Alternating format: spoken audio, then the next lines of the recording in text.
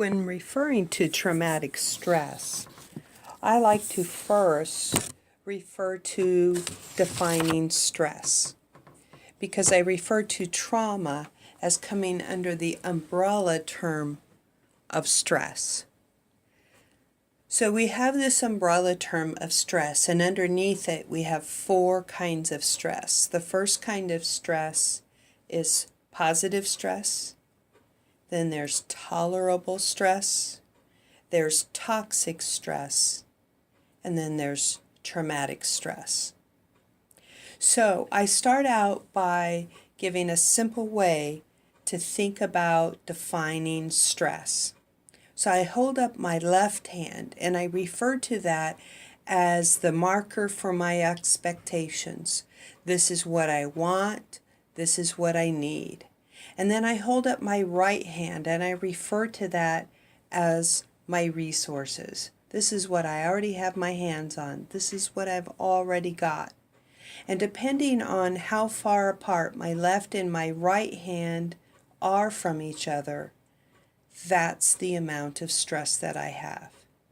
So in other words, the definition of stress is the gap between expectations and resources, or the difference between the ideal and the real. And the bigger the gap, the bigger the stress. So when we're talking about positive stress, I put my hands closer together and refer to the short distance between the two.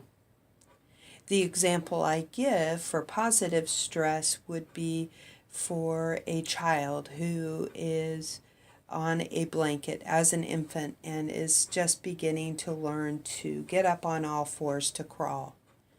Or maybe they are able to stand alone, but we're wanting them to venture out to take a step or two. What we often do is hold their favorite toy just inches out away.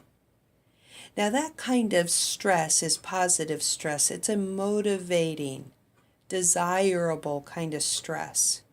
And so for this baby, holding that favorite toy just inches away helps move them to reach for that toy.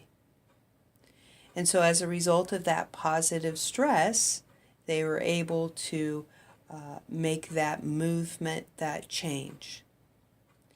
Now, tolerable stress, I usually hold my hands up at about shoulder width because it's sending the message that I can carry a lot of weight as long as it's within my center of gravity.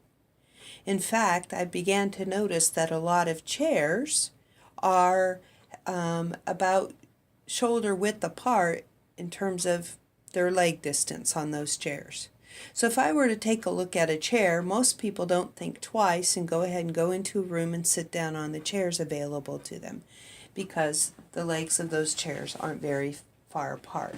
Like I said, shoulder width. So I refer to that as tolerable stress. There's a bigger gap between the ideal and the real, but they're still tolerable, or we can still cope with them. An example I give with this is I hold up my left hand for expectations and say there's a test coming on Monday and a student wants an A on that test. But I hold up my right hand and say, but for my resources, my reality is I haven't even read the chapter yet. However, I'm able to activate those resources in order to reduce the gap and get over to meet my expectations. I have the resources of being able to diagnose what I need, in other words, and prioritize those needs and then make an action plan. So if, for example, Monday morning I want that A on the test, on Friday I need to read the chapter. Then on Saturday, when I take notes, my right hand now begins to start moving closer to my left hand, and I've taken notes. On Sunday, I get with a study buddy. Now my right hand again is moving closer to my left hand, until on Monday morning, I review my notes before taking my test. Boom. My left and my right hand are closer together in order to meet those expectations. So even though it is stress, it's a tolerable stress. It's a motivating type of a stress. And so I'm able to have some growth or some benefit as a result of that stress. However, once we start getting beyond the range of the shoulders, that's a little bit more difficult to carry items. Because I know that out in my yard and I'm working in the garden, I can carry around rocks and cinder blocks that might weigh 40 pounds, but I can move them around as long as they're within my center of gravity. But as soon as the gap becomes broader than my shoulders, it makes it hard to carry. For example, my 5-pound aluminum ladder that extends out beyond the range of my shoulders, I often get in trouble with. For example, I was doing some remodeling in a room, taking the ladder out of the room, being careful not to bump the door frame to scratch it. The top end of the ladder ended up hitting the light bulb in the hallway and breaking it because it was just beyond the width of my shoulders and it's awkward to hold. That is toxic stress. And another thing about toxic stress is that often the expectations and the resources are often in fluctuation. So they're always moving, and children are very aware of the fluctuating expectations and resources when we're talking about toxic stress. For example, if my left hand is my expectations and I expect my parent to protect me, but on my right hand the resources for that protection keeps fluctuating due to domestic violence in the home or community violence in the neighborhood around me, that would be considered toxic stress.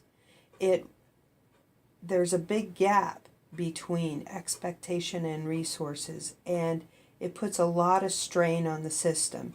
Just like I mentioned, a chair legs tend to be about shoulder width apart, and so that we never think about that chair before we sit down on it.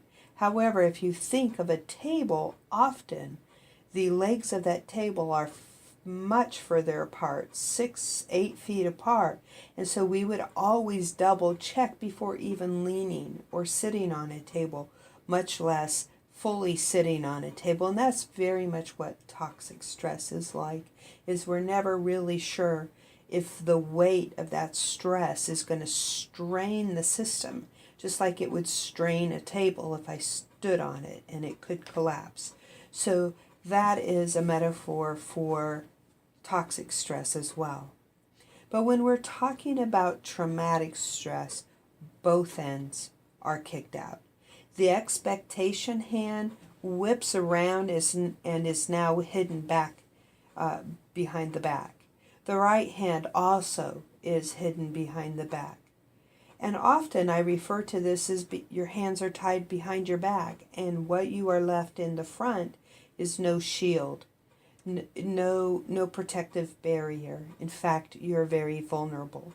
And one thing we have learned about trauma is if you have one traumatic experience, more than likely you will have additional traumatic experiences. So if you think of traumatic stress as kicking both ends out, not only expectations like I don't know what security and protection and being provided for means anymore, on the resources, that side has been kicked out as well. It's not so much that I'm afraid I don't have resources, it's I'm so aware of my loss and what I don't have. It's so difficult to see what I do have. And so with my hands tied behind me, my front is open and vulnerable. So when I'm referring to traumatic stress, in terms of the other type of stressors, it's real easy to see how this big, overwhelming feelings can impact a child or an adolescent or an adult, and then as a result impacts their psychosocial functioning, because now as they're trying to bring the memory of that trauma into tolerable range, it takes a lot of effort to move expectations and resources back into that area. So appropriate professional help can do that by adjusting expectations and by working with the looking at resources, either underdeveloped resources, blind spots to resources, or we need to create opportunities that will result in resources. And that is the goal of any recovery work, is to bring the expectations that I do have some choices and that I have a plan and resources to enact that plan can help bring trauma from kicking out both ends, but instead bringing them into the tolerable range. This marks the end of this podcast. For more information about the Resource Parent Curriculum, please visit us online at learn.nctsn.org/RPC. Thank you for listening.